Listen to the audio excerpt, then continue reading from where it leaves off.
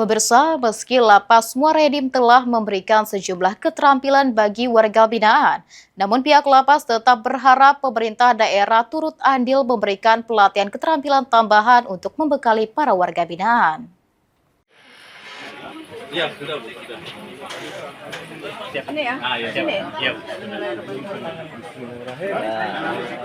Hal ini diungkapkan oleh Kepala Lapas Muara Enim, Aulia Zulfahmi. Di Lapas Muara Enim, warga binaan wajib mengikuti program keterampilan khusus di bidang agama, bahkan sebagian besar dari mereka mampu mengikuti program keterampilan lainnya.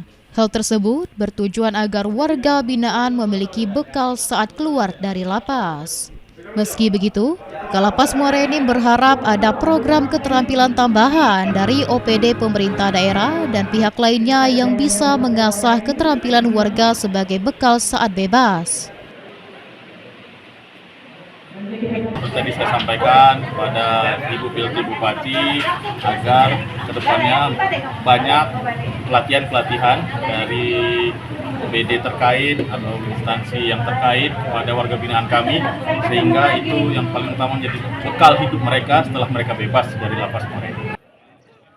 Bekal keterampilan sangat dibutuhkan warga binaan untuk membaur dengan masyarakat, agar mereka memiliki kemampuan yang bisa membekali dalam mencari nafkah dan menghindari mereka kembali melakukan kesalahan.